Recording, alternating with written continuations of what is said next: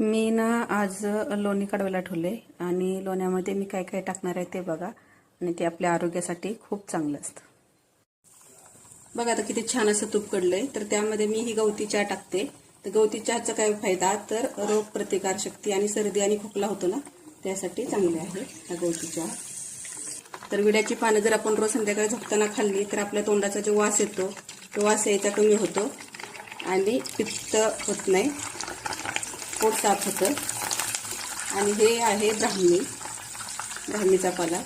तर ही ब्राह्मी ही बुद्धिवर्धक आहे, मानसिक शांती मिळते आणि छान झोप लागते. आणि हे आहे शेवग्याचा पाला.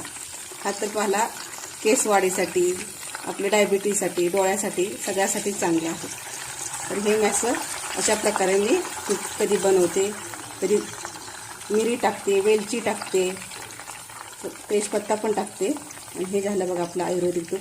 तुम्ही रोज संध्याकाळी झोपताना दुधात किंवा सकाळी खाली पाण्यात पिऊ शकता, गरम पाण्यात.